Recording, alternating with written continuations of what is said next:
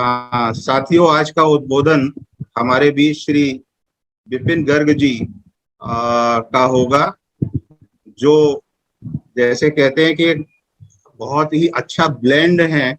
वो chartered accountant भी हैं और एडवोकेट भी। ऐसा रेयर ब्लेंड बहुत कम मिलता है। नमस्कार साहब, नमस्कार। बहुत बहुत कम मिलता है इस तरीके का ब्लेंड।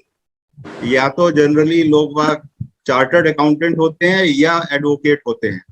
हमारे विपिन गर्ग जी ने दोनों में दक्षता हासिल की हुई है और पिछले 20 वर्ष से वो प्रोफेशनल काम कर रहे हैं और शायद लगभग 20 साल से ही मैं उनसे मिला था 20 साल पहले। और आज जो उनको देख करके बड़ी खुशी हो रही है कि वो उन्होंने इतना अच्छा नाम अपने प्रोफेशन में कमाया है। और आज का टॉपिक बहुत ही उपयोगी है। विशेष तौर से मैं कहूँगा कि हमारे जैसे लोगों के लिए, मानी बुढ़े लोगों के लिए, बुजुर्ग लोगों के लिए, क्योंकि सक्सेशन वगैरह की बात तभी ध्यान में आती है जब उम्र बढ़ती है।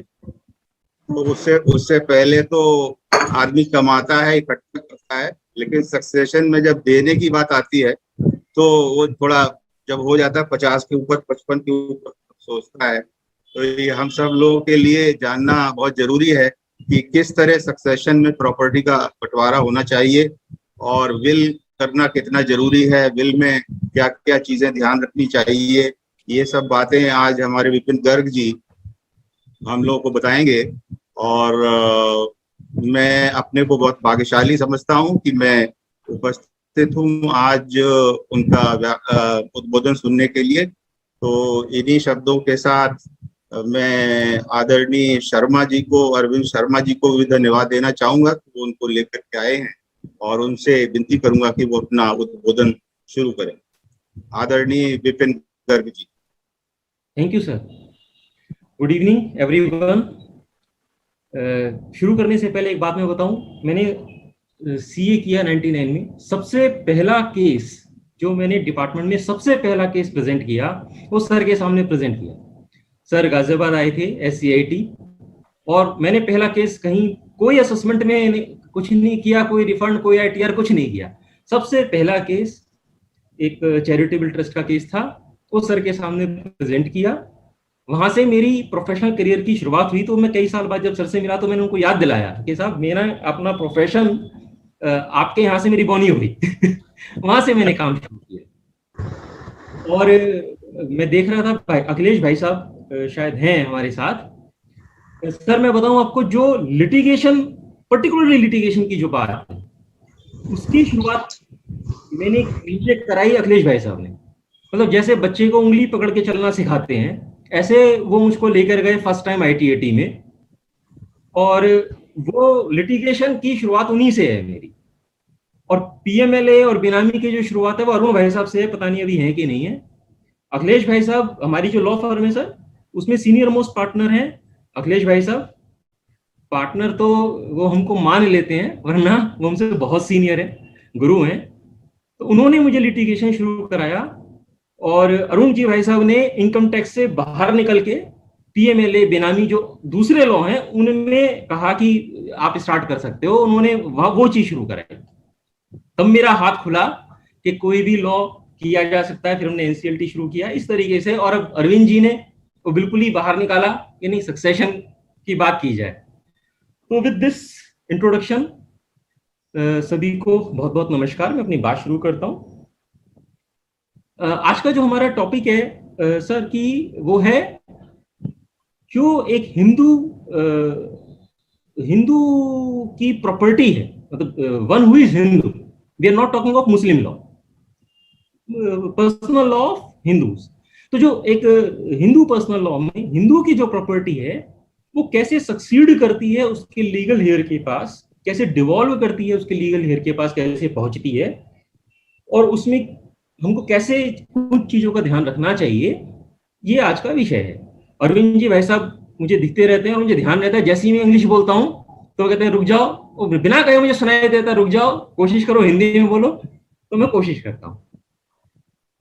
तो एक तो ये टॉपिक लीगली टेक्निकली मुझे भी बाद में लगा कि बहुत अच्छा है, पढ़ा तो मुझे और ज्यादा लगा कि इसमें थोड़ी टेक्निकलिटीज हैं और थोड़ा ग्रे एरिया है, कोर्ट्स के भी बहुत कई बार कंफ्लिक्टिंग जजमेंट्स हैं, तो ये भी है।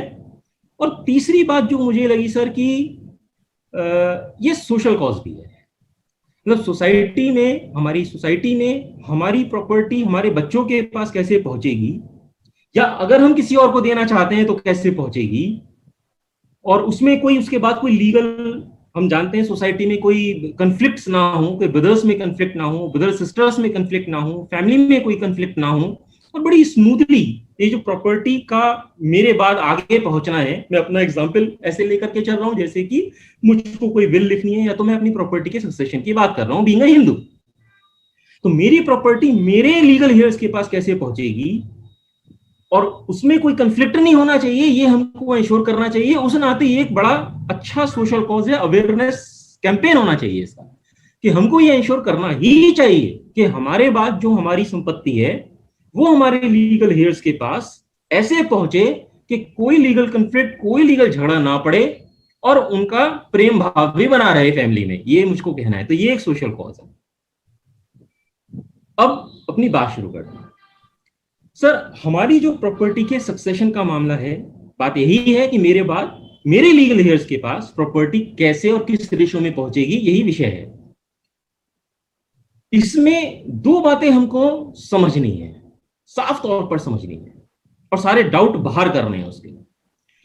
आज मेरे पास जो प्रॉपर्टी है, हम में से हर एक के पास, आज मेरे पास जो प्रॉपर्टी है, आई एम एन इंडिविजुअल, तो एक इंडिविजुअल के पास जो प्रॉपर्टी है सर, वो दो कैटेगरी में आप मान सकते हो। दो तरीके की प्रॉपर्टी सर मेरे पास हो सकती है, किसी के भी पास हो सकती है। क्या? एक सेल्फ एक्वायर्ड प्रॉपर्टी, जो मैंने अपने पैसे से जो आमदनी की, इनकम की, उससे जो मुझे प्रॉपर्टी अर्न हुई, मैंने बनाई, परचेज की, वो मेरी सेल्फ एक्वायर्ड प्रॉपर्टी है। एक तो ऐसी प्रॉपर्टी मेरे पास हो सकती है जो मेरे बाद मेरे लीगल हेयर्स के पास जानी है, या जिसको मैं चाहता हूं उसको जानी चाहिए, ऐसी व्यवस्था मुझको करनी है। So the entire question is how to dispose of my property after I am not here in this world, ये सवाल है।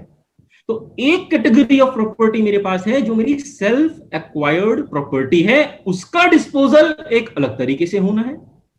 और दूसरी मेरे पास एक प्रॉपर्टी हो सकती है जो मेरी सेल्फ एक्वायर्ड प्रॉपर्टी नहीं है, जो मुझको हो सकता है मेरे फादर से मेरे पास आई हो, या मेरे ग्रैंडफादर से मेरे पास आई हो, जिसको हम कहते हैं कभी कभी आम भाषा में दादालाई प्रॉपर्टी है साहब, यानी कि जिसको इंग्लिश में हम कहते हैं कि ये एंसेस्ट्रल प्रॉपर्टी है। तो जो प्रॉपर्टी मैंने अपनी इनकम से एक्वायर नहीं की है, लेकिन मुझको वसीयत में मिली है, वसीयत तो हम विल को कहते हैं, या तो सक्सेशन में मेरे फादर से मिली है या मेरे ग्रैंडफादर से मिली है, वो, तो उसको हम बोलते हैं एंसेस्ट्रल प्रॉपर्टी। दोनों का कानून फर्क है। सेल्फ एक्वायर्ड प्रॉपर्टी मेरे अपने इख्तियार की चीज है, लॉजिकली भी समझ में आता है, मेरे अपने इख्तियार की चीज है, मैं उसका कैसे डिस्पोजल चाहता हूं, इसमें मैं हर तरीके से स्वतंत्र था, स्वतंत्र हूं। लेकिन एंसेस्ट्रल प्रॉपर्टी की जो इंप्लीकेशन है वो थोड़ा डिफरेंट है, और जितने लीगल पेच हैं सर, वो एंसेस्ट्रल प्रॉपर्टी को लेकर ही है। ये कहना था मुझको कि, तो अब हम अपने सारे डिस्कशन में sir back of the mind में ये ध्यान रखेंगे कि I can be the owner of the property in two ways, एक सेल्फ एक्वायर्ड प्रॉपर्टी और एक एंसेस्ट्रल प्रॉपर्टी। अब थोड़ा सा मैं आपको पीछे लेके जा रहा हूं टाइम में। 1956 में हिंदू सक्सेशन एक्ट इनेक्ट हुआ। 1956 से पहले उस समय भी एक इनहेरिटेंस का कुछ लॉ था, और उससे थोड़ा पहले 1925 से पहले से, फॉर एग्जांपल 1929 से पहले पुराना जो ट्रेडिशनल सिस्टम था, अंग्रेजों के जमाने की बात हो रही है, वहां पे कोई कोडिफाइड जैसे लॉ होता है, एक स्टैट्यूट होता है, रिटन लॉ, ऐसी चीज नहीं थी। और हमारे जो स्क्रिप्चर्स हैं, जिसको आप स्मृति बोलते हो, मनुस्मृति एंड लाइक दैट, हमारे जो स्क्रिप्चर्स हैं, कस्टम्स हैं, ट्रेडिशंस हैं, अलग अलग रीजंस की, उस हिसाब से ही प्रॉपर्टी कैसे आगे जाएगी इसका जो है डिसीजन होता था। तो थोड़ा पहले चले हम कि जब 1956 से पहले आ जाते हैं कि 1956 से पहले जब स्टैट्यूट नहीं था तो व्यवस्था क्या थी। यहां हमको एक कॉन्सेप्ट समझनी है सर, जिसका नाम है हिंदू अनडिवाइडेड फैमिली।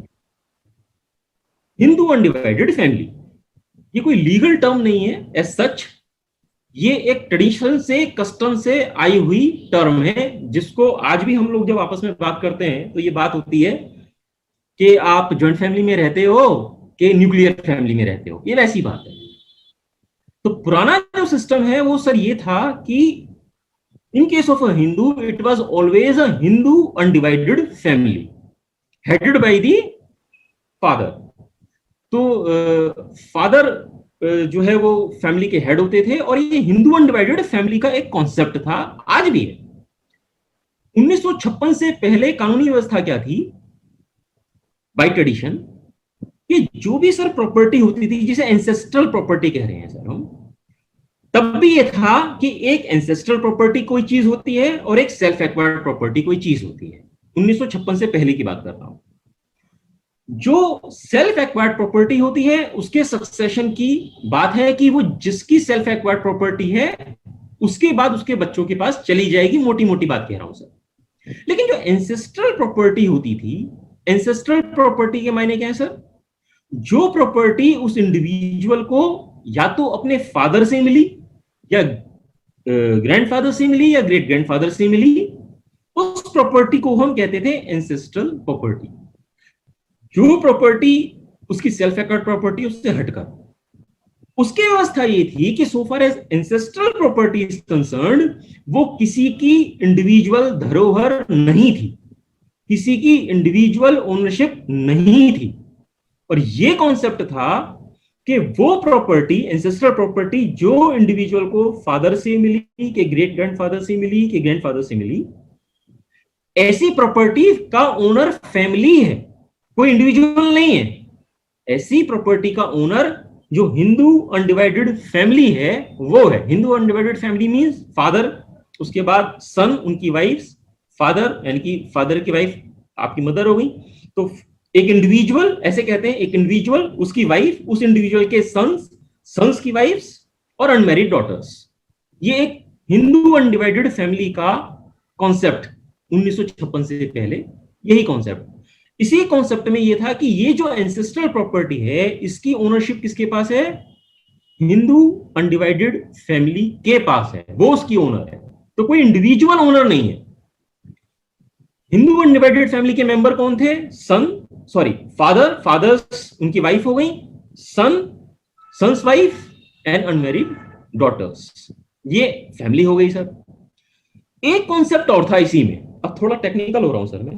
एक मिनट विनय जी, हाँ जी, जो पीछे जो आप जिस समय की बात कह रहे हैं उस समय डॉटर्स जो है वो अनडिवाइडेड फैमिली के अंदर उसकी पार्ट नहीं होती थी। ये बाद में आकर हुआ अमेंडमेंट, जो अब ये बाद में भी 2004 में हुआ है। आता हूं सर, मैं उस पर आता हूं उस पर। सर मैं माफी चाहूंगा बीच में इंटरप्शन के लिए, हम अपना 50 मिनट के बाद ही रखेंगे। मैं बोल रहा हूँ कि लॉ को गलत जाया जा रहा है, नहीं तो नहीं बोलता मैं, सॉरी चेक।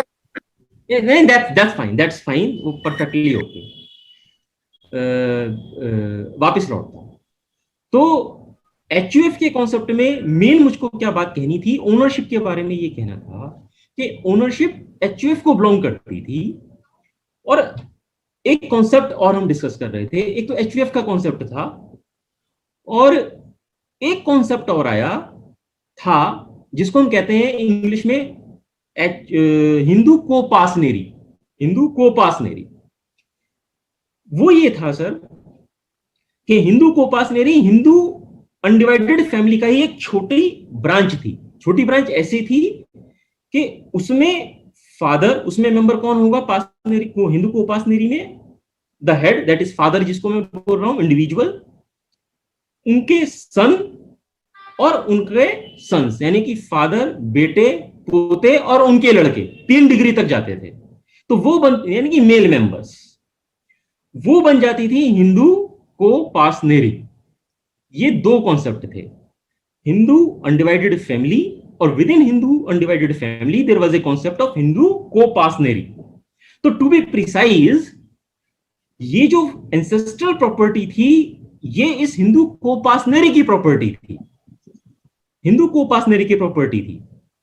फर्क क्या है सर? 1956 से पहले ही हूं मैं। फर्क क्या है सर दोनों में? हिंदू अनडिवाइडेड फैमिली में फीमेल मेंबर्स थी लेकिन वो कोपासनर नहीं थी, कोपासनर मेल मेंबर्स थे। तो एक राइट होता था कि कोई मेल मेंबर उस हिंदू अनडिवाइडेड फैमिली, हिंदू कोपासनरी से अलग हो सकता था, जिसे हम आज भी कहते हैं कि लड़का जो है, जो लोग कई बार कहते हैं मेरे 4 लड़के हैं, छोटा लड़का अलग हो गया है, 3 लड़के हम लोग साथ हैं, एसटीसी कॉन्सेप्ट है।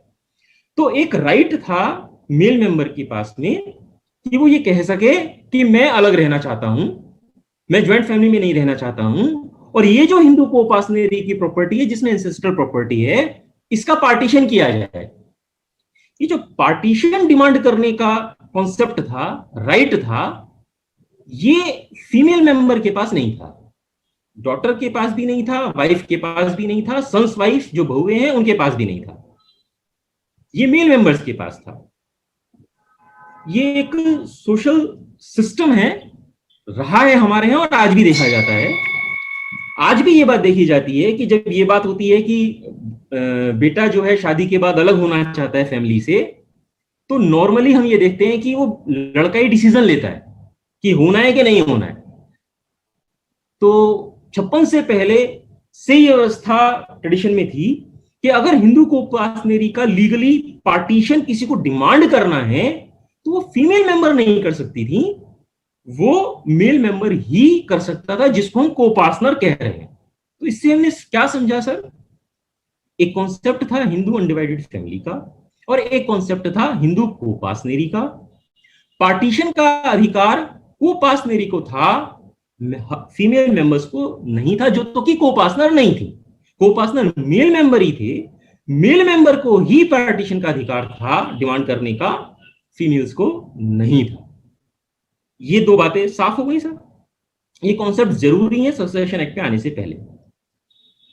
एक चीज और, हमेशा ये प्रॉपर्टी फैमिली की बनी रहती थी, का मतलब ये है सर, एक एचयूएफ की प्रॉपर्टी है। अब हम समझ चुके सर, एचयूएफ की प्रॉपर्टी है का मतलब उसमें मेंबर्स फीमेल मेंबर्स भी हैं, लेकिन उसी प्रॉपर्टी को कहा जाएगा, सही बोला जाए तो, कि वो हिंदू कोपासनरी की प्रॉपर्टी है। हम आम भाषा में तो एक ही तरीके से बोल देते हैं कि एचयूएफ की प्रॉपर्टी थी, कि तो के हिंदू कोपासनरी की प्रॉपर्टी थी, लेकिन टेक्निकली अगर बोलेंगे तो हम एचयूएफ की प्रॉपर्टी ना बोलकर बोलेंगे हिंदू कोपासनरी की प्रॉपर्टी थी।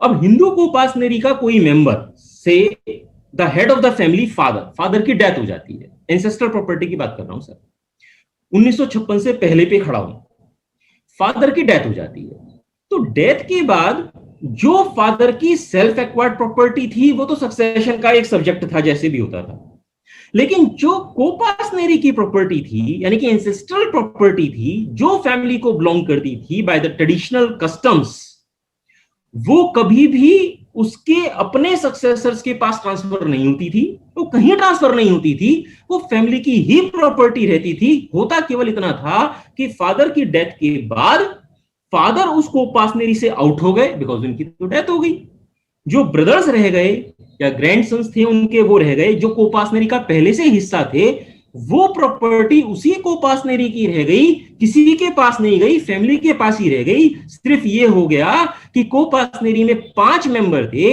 1 मेंबर चला गया, 4 मेंबर रह गए, तो अब वो जो कोपासनरी की प्रॉपर्टी है वो 4 कोपासनर्स की हो गई, जो पहले 5 कोपासनर्स की थी। यानी कि जो पहले वर्चुअली 1/5 शेयर था, वो क्योंकि फादर की डेथ हो गई, कोपासनरी बनी हुई है, तो अब वो 1/4 हो गया, एज्यूमिंग कि कोपासनरी में 5 मेंबर थे फादर की डेथ से पहले। फादर की डेथ के बाद कोपासनरी में मेंबर रह गए 4। प्रॉपर्टी कहीं भी ट्रांसफर नहीं हुई, कोई इनहेरिटेंस नहीं होगा, कुछ नहीं होगा। जो सर्वाइवर थे फैमिली के, फैमिली मींस हिंदू कोपासनरी के जो सर्वाइवर थे 5 की बजाय 4, प्रॉपर्टी उन सर्वाइवर्स के पास ज्वाइंटली रह गई, फैमिली के पास ही रह गई। ये कॉन्सेप्ट है, इसको हम कहते हैं सर रूल ऑफ सक्सेस, मतलब devolution of property bye survivorship. Law की लैंग्वेज में हम इसको कहते हैं devolution of property bye survivorship. ऐसे हम फर्क करते हैं, सक्सेशन कुछ और चीज होती है और सर्वाइवरशिप कुछ और चीज होती है। डिवोल्यूशन ऑफ प्रॉपर्टी जब अपने बच्चों के पास जाएगी, सक्सेशन एक्ट में हम देखेंगे अभी, उसको हम बोलते हैं सर, टेक्निकली नाम देते हैं succession, devolution of property bye succession. और ये जो प्रॉपर्टी फैमिली के पास ही रह गई, हिंदू को पर्सनरी के पास ही रह गई, किसी के पास इंडिविजुअली नहीं गई, इसको हम बोलते हैं devolution of property bye survivorship. So devolution of property bye succession, devolution of property bye survivorship, ये कॉन्सेप्ट था। एक कदम और चलते हैं सर। अब इससे आप ये अंदाज लगाओ सर, ये जो हिंदू को उपासनेरी नाम की चीज है, जिसके पास एंसेस्ट्रल प्रॉपर्टी है, ये प्रॉपर्टी कभी सक्सेशन से नहीं जा रही है, इसके मेंबर्स बदल रहे हैं। जैसे फादर की अगर डेथ हो गई तो एक मेंबर कम हो गया, तो शेयर हो गया 1/5, 1/5 था मान लो, तो अब शेयर रह गया 1/4, 1/4 हो गया। अब उसके बाद एक नया बच्चा मेल मेंबर का बर्थ होता है फैमिली में, है ना, तो वो मेल मेंबर को बाई बर्थ वो कोपासनर बन जाता है उस हिंदू कोपासनरी में। तो बाई बर्थ अब एक नया मेंबर आ गया, अब वापस से क्या हो गया, 1/5 फिर हो गया। मान लीजिए एक और बच्चे का बर्थ होता है, तो फिर वो उसको उपासनरी में ऐड हो गया, तो वही प्रॉपर्टी का अब शेयर हो गया 1/6 हो गया। ये कोई फिक्स्ड शेयर नहीं है, ये कॉन्सेप्ट को हमको जरा समझ लेना है। ये जो एंसेस्ट्रल प्रॉपर्टी का कॉन्सेप्ट है, जो हिंदू को उपासनरी प्रॉपर्टी, एंसेस्ट्रल प्रॉपर्टी एक ही बात हो गई, हिंदू को उपासनरी प्रॉपर्टी का सब्जेक्ट है, या कहो कि एंसेस्ट्रल प्रॉपर्टी का सब्जेक्ट है, इसका ओनर कौन होता था, कोपासनरी। और इसके मेंबर्स कम ज्यादा होते रहते थे depending upon the death and new birth in the coparcenary. Coparcenary new birth means अगर डॉटर का बर्थ हो रहा है तो वो कोपासनर नहीं हो रही है, मेल यानी कि सन का बर्थ हो रहा है तो कोपासनर के मेंबर्स बढ़ रहे हैं ऐसे। और अगर किसी की डेथ हो जा रही है कोपासनर की, तो मेंबर कम हो जा रहे हैं। तो प्रॉपर्टी कोपासनरी की बनी हुई है, उसकी मेंबरशिप कम ज्यादा चल रही है। ये कॉन्सेप्ट थोड़ा सा टेक्निकल है, मे बी आपको कठिन लगे, लेकिन है ये, एक बार में 2 बार में हमको डाइजेस्ट हो जाएगा। ये हिंदू कोपासनरी का कॉन्सेप्ट है, जिसमें मेल मेंबर्स होते थे और फीमेल मेंबर्स एचयूएफ का हिस्सा होती थी। अब एक सवाल आएगा सर, एक सवाल आएगा कि ऐसी जो एंसेस्ट्रल प्रॉपर्टी कोपासनरी में पड़ी हुई है, ये कभी इंडिविजुअल मेंबर्स को, इंडिविजुअल कोपासनर्स को कैसे मिलती थी या मिलती नहीं थी? ये एक सवाल है। इसका जवाब ये है सर कि ये प्रॉपर्टी इंडिविजुअल मेंबर को सक्सेशन से कभी नहीं मिलती थी। कैसे मिलती थी? जब एचयूएफ का पार्टीशन होता था। एचयूएफ का पार्टीशन बोल दिया मैंने, टेक्निकली बोलूंगा तो बोलूंगा जब कोपासनरी का पार्टीशन होता था। कोपासनरी का पार्टीशन का अधिकार मेल मेंबर्स को ही था, यानी कि कोपासनर को ही था। फीमेल मेंबर तो कोपासनर होती ही नहीं।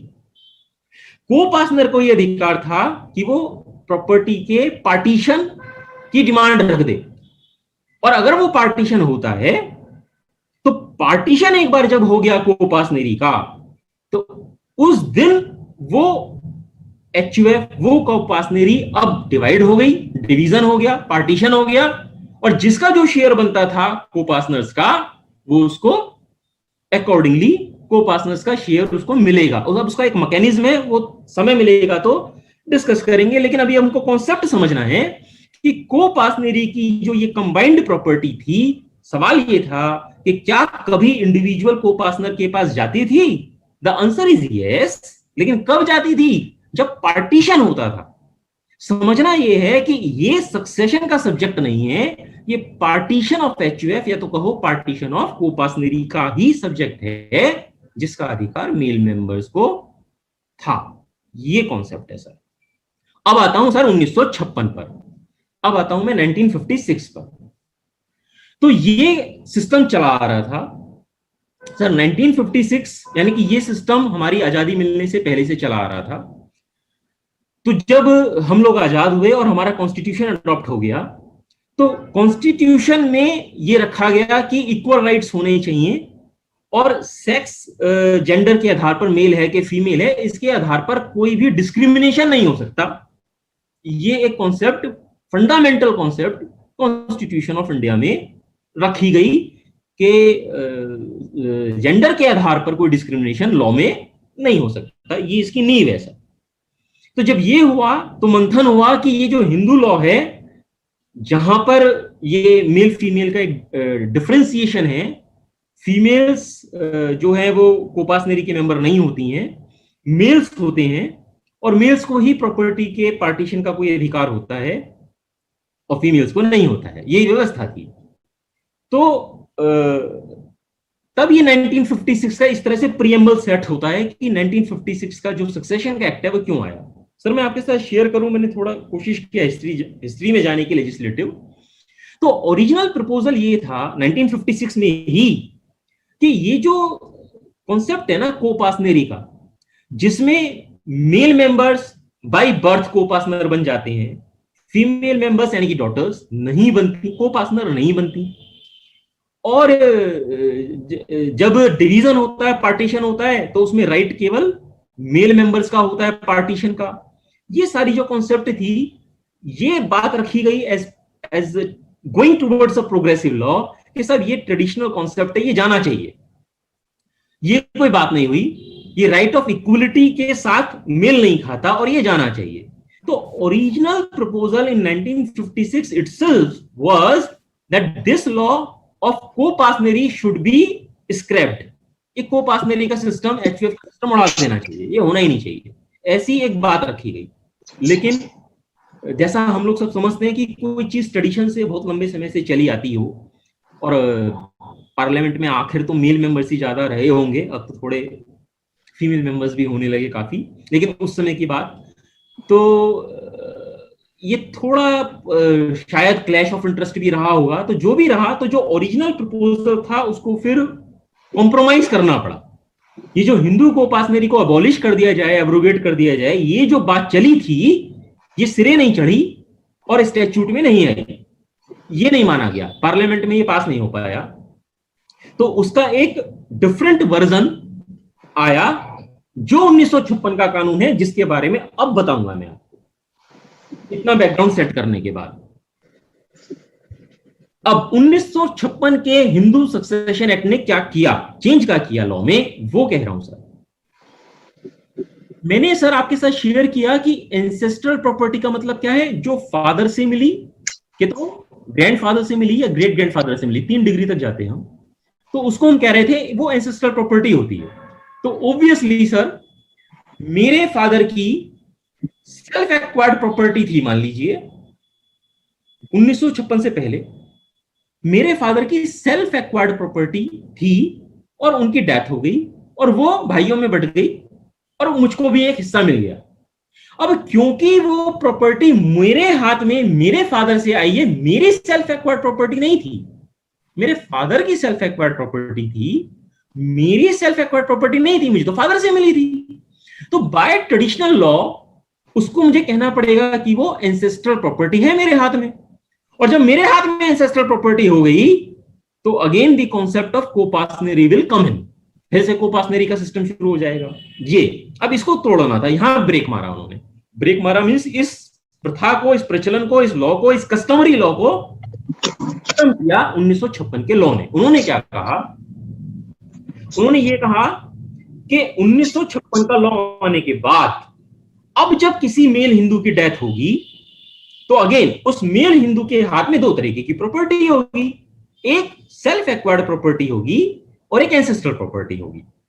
एंसेस्ट्रल प्रॉपर्टी का कानून खत्म करना चाहते थे कि सर्वाइवरशिप से चले, लेकिन वो नहीं कर पाए वो 1956 में। तो उन्होंने 1956 में क्या कहा, चलो कोई बात नहीं, जो सेल्फ एक्वायर्ड प्रॉपर्टी होगी फादर की, इतना तो हमें करना है कानून से कि अब जब वो उसकी डेथ के बाद बच्चों को मिलेगी, उसके लड़कों को मिलेगी या उसके हेयर्स को मिलेगी, अब वो एंसेस्ट्रल प्रॉपर्टी नहीं रहेगी, अब वो उसकी जो लीगल हेयर्स को प्रॉपर्टी मिलेगी, सेल्फ एक्वायर्ड प्रॉपर्टी, 1956 के बाद अब किसी मेल हिंदू की डेथ होगी तो उसके लीगल हेयर्स को जो प्रॉपर्टी मिलेगी वो एंसेस्ट्रल नहीं होगी उन लीगल हेयर्स के हाथ में।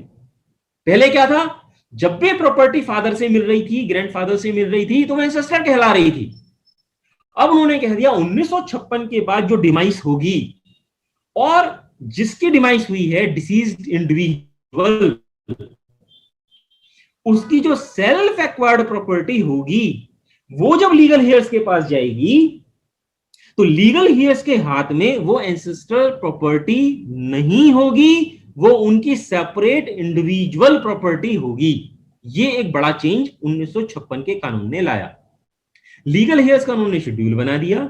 लीगल हेयर्स में मैं केवल क्लास 1 लीगल हेयर की बात कर रहा हूं, उसमें भी मोटी बात कर रहा हूं। लीगल हेयर्स में ब्रॉडली स्पीकिंग कौन आता है सर? जो चला गया डिसीज पर्सन की वाइफ, उसके सन, उसकी डॉटर, उसके सन, उसकी डॉटर, और अगर उसकी मदर है तो उसकी मदर।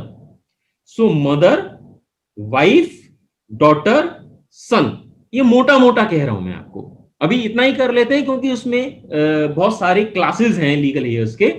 अगर इस तरीके से तो अभी हम अपने इस डिस्कशन के लिए थोड़ा सिंप्लीफाई रखने के लिए ऐसे समझ लेते हैं कि लीगल हेयर्स में ब्रॉडली स्पीकिंग जो चला गया डिसीज पर्सन की मदर, वाइफ, डॉटर्स, सन्स, ये उसके लीगल हेयर्स है। कॉन्सेप्ट तो हमको ये समझनी है कि अब जब इन लीगल हेयर्स को 1956 के बाद सेल्फ एक्वायर्ड प्रॉपर्टी मिलेगी फादर की, तो वो उनकी इंडिविजुअल सेपरेट प्रॉपर्टी होगी, एंसेस्ट्रल प्रॉपर्टी नहीं होगी। तो अब ये जो प्रॉपर्टी लीगल हेयर्स के पास जाएगी ये एंसेस्ट्रल प्रॉपर्टी नहीं कहलाएगी, तो एचयूएफ की प्रॉपर्टी नहीं कहलाएगी, कोई कोपासनरी की प्रॉपर्टी नहीं कहलाएगी, उनकी इंडिविजुअल प्रॉपर्टी कहलाएगी। जो प्रॉपर्टी इंडिविजुअल प्रॉपर्टी होती चली जाएगी सर, वो कोपासनरी की प्रॉपर्टी नहीं रहेगी। तो हमारा एक सवाल था जो थोड़ी देर पहले मैंने रखा था 1956 से पहले की, जब मैं बात कर रहा था कि ये कोपासनरी की प्रॉपर्टी कभी इंडिविजुअल के पास जाएगी कि नहीं जाएगी। तो एक रास्ता 1956 के लॉ ने खोल दिया कि जो फादर की सेल्फ एक्वायर्ड प्रॉपर्टी होगी वो अब कोपासनरी की प्रॉपर्टी यानी कि एंसेस्ट्रल प्रॉपर्टी नहीं बनेगी। तो हुआ क्या सर कि 1956 का जब कानून आया उस दिन जितनी प्रॉपर्टीज कोपासनरी में थी, 1956 के बाद जैसे जैसे हिंदू मेल्स का डिमाइस होता चला गया तो उनकी जो सेल्फ एक्वायर्ड प्रॉपर्टी थी वो अब एंसेस्ट्रल प्रॉपर्टी बनना बंद हो गई। तो नई एंसेस्ट्रल प्रॉपर्टी बनना बंद हो गई, नई कोपासनरी प्रॉपर्टी खड़ी होना बंद हो गई।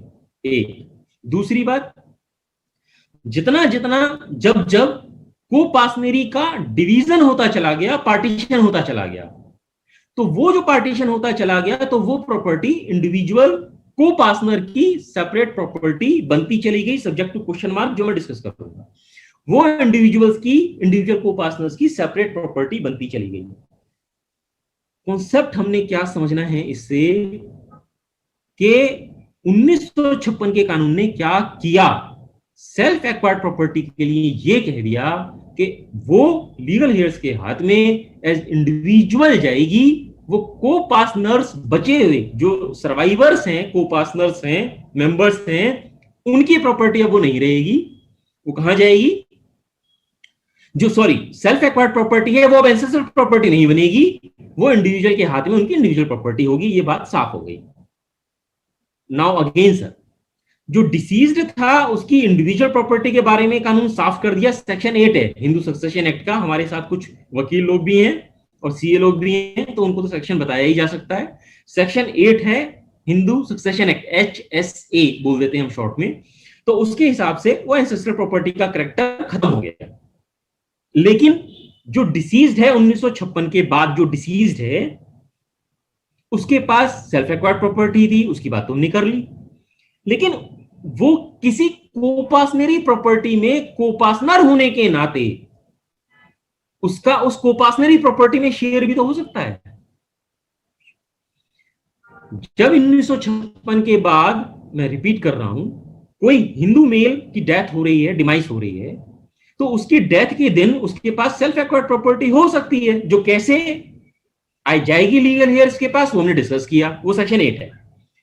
अब उसके डेथ के दिन पर वो किसी हिंदू अनडिवाइडेड फैमिली का, हिंदू को-पासनेरी का मेंबर भी तो हो सकता है जिसमें एंसेस्ट्रल प्रॉपर्टी नहीं होगी, और उस एंसेस्ट्रल प्रॉपर्टी में उसका कोई हिस्सा होगा। जैसे हमने एक एग्जांपल डिस्कस किया कि से फॉर एग्जांपल 5 मेंबर्स थे, 1/5 1/5 5 लोगों का हिस्सा था, फादर चले गए, तो बचे हुए जो को-पासनर्स हैं उनका 1/4 1/4 हिस्सा रह गया। इसका क्या होगा? यहां पर हिंदू सक्सेशन एक्ट ने 2 तरीके की बात करी। Now this is section 6। जो हमारे एडवोकेट भाई हैं और जो सीए भाई हैं, जो प्रोफेशनल्स हैं इस लाइन के, उनके लिए मैं ये कह रहा हूं कि आप देख सकते हैं section 8 will deal with self acquired property, और जो ये को-पासनरी यानी कि एंसेस्ट्रल प्रॉपर्टी की बात है, section 6 will deal it with the ancestral property, coparcenary property एक ही बात है। सो उस हिंदू मेल की जब डेथ हुई और वो को-पासनरी का मेंबर था, उसमें जो उसका शेयर था को-पासनरी में, वो सर्वाइवरशिप से जाएगा बचे हुए को-पासनर्स के पास, जैसा होता आ रहा था, या रूल चेंज किया जा रहा है? 1956 की बात हो रही है। तो 1956 से पहले कानून क्या था, नियम क्या था कि वो बचे हुए को-पासनर्स के पास चला जाएगा। लेकिन 1956 ने क्या चेंज किया? 2 सिचुएशन क्रिएट कर दी। उन्होंने कहा सब केसेस में ऐसा नहीं होगा कि को-पासनर्स, बचे हुए को-पासनर्स के पास चला जाएगा। तो क्या होगा? तो उन्होंने एक व्यवस्था दी। क्या व्यवस्था दी सर?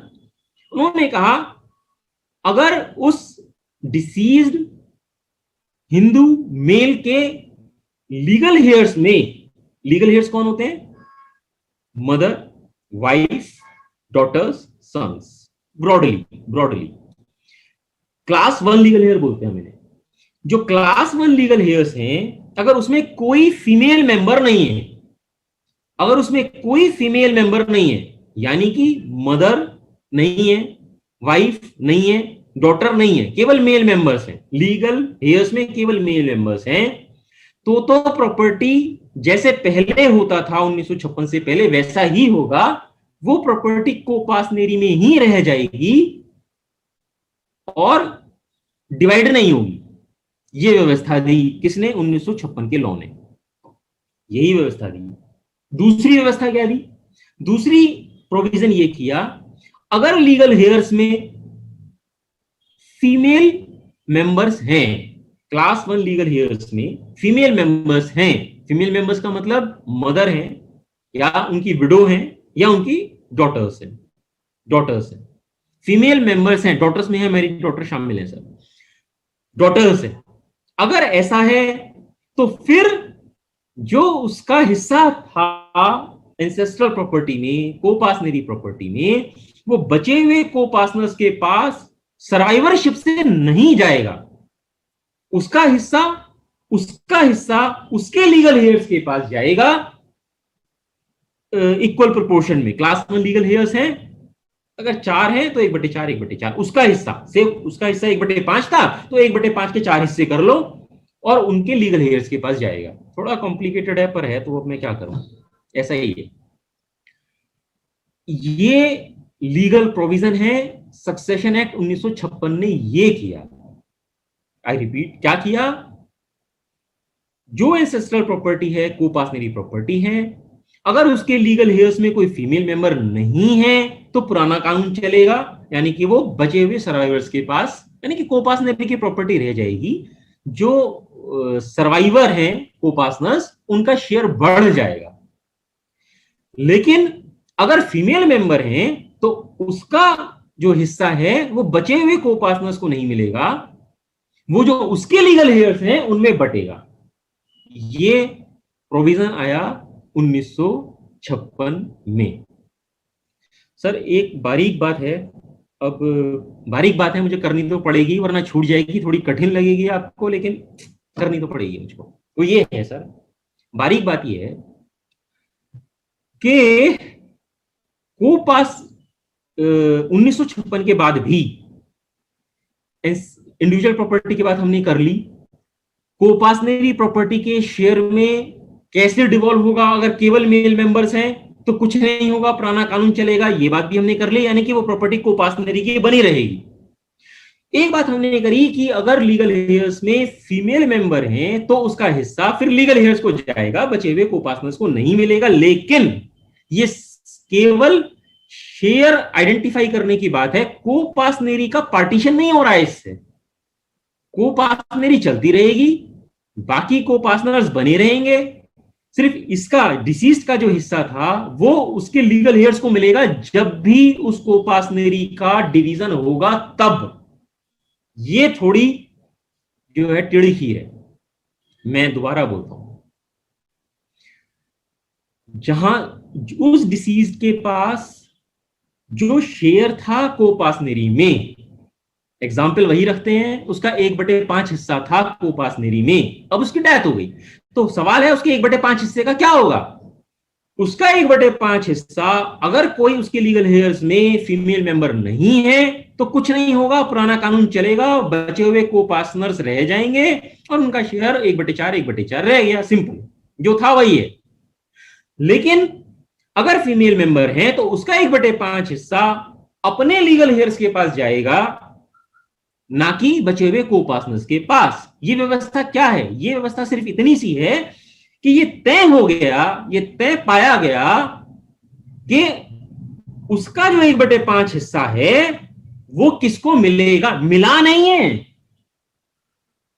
ये तय हुआ है केवल कि उसका जो 1/5 हिस्सा था वो कैसे मिलेगा, उसके लीगल हेयर्स को मिला नहीं है। मिलेगा कब? मिलेगा तब जब को-पार्टनरी वास्तव में पार्टीशन होगा उसका। जब भी पार्टीशन होगा तो ये जो बंदा चला गया डिसीज पर्सन, इसका 1/5 हिस्सा उसके लीगल हेयर्स को मिलेगा इसी तरीके से, ना कि को-पार्टनर्स को। लेकिन टाइमिंग का झंझट है, डेथ की स्टेज पर नहीं, जब उस एचयूएफ की प्रॉपर्टी का पार्टीशन होगा तब। ये बहुत इंपॉर्टेंट है, इस पे बहुत लिटिगेशन है। लोगों ने यही लिटिगेशन किया कि सब वो प्रॉपर्टी कोई मिल थोड़ी गया था हिस्सा, वो तो को-पार्टनरी ही रह गई प्रॉपर्टी। ये एक थोड़ी बारीक कानूनी बात है, इसमें एक एडवाइस है सर, क्योंकि ये एक झंझट है। तो एंसेस्ट्रल प्रॉपर्टी को लेकर के ये झंझट है ही। झंझट क्या है कि on the date of the death जो एंसेस्ट्रल प्रॉपर्टी ने जाने वाले का हिस्सा है वो ये तय तो हो रहा है कि उसके लीगल हेयर को मिलेगा, पर मिल नहीं रहा है। मिलेगा कब? जब पार्टीशन होगा। प्रैक्टिकली ये होता है कि जब मेल मेंबर की डेथ हो जाती है ना सर, तो प्रैक्टिकली स्पीकिंग प्रॉपर्टी का पार्टीशन भी हो जाता है, लेकिन उसका कागज नहीं बनाते हैं। एक बार उसका कागज नहीं बनाते, तो ये कैसे एस्टेब्लिश हो कि पार्टीशन हुआ था कि नहीं हुआ था। और ये एक परसेप्शन बन गई, और ऐसा नहीं कि आम आदमी में परसेप्शन बन गई, वकीलों में भी परसेप्शन बनी सर, और जजेस में भी परसेप्शन बन गई कि जैसे जब भी डेथ होती है को-पार्टनरी का अपने आप पार्टीशन हो जाता है। ऐसी एक परसेप्शन बन गई जो लीगली सही नहीं है। पार्टीशन हुआ या नहीं हुआ ये अलग बात है, डेथ होने से पार्टीशन हो जाता हो ऐसा कानून नहीं है। तो इसीलिए जब भी हिंदू मेल मेंबर की डेथ हो, एंसेस्ट्रल प्रॉपर्टी के बंटवारे की बात हो, तो किसको लीगल हेयर्स को मिलना है ये बात तो तय है, लेकिन मिलना तब है जब पार्टीशन होगा। और प्रैक्टिकली स्पीकिंग डेथ के बाद पार्टीशन होता है।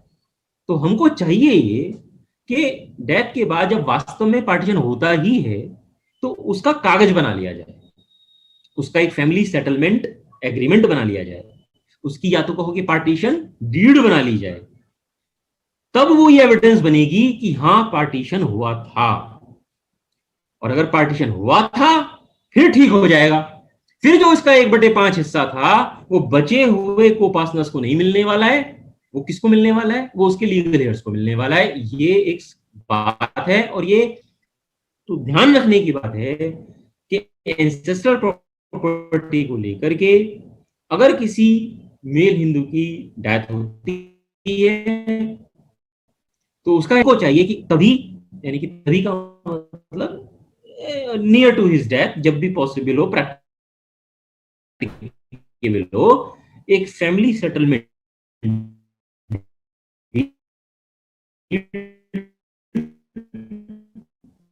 पार्टीशन डीड जो आप कहें समझ लेना चाहिए, ये एक इम्पोर्टेंट बात है।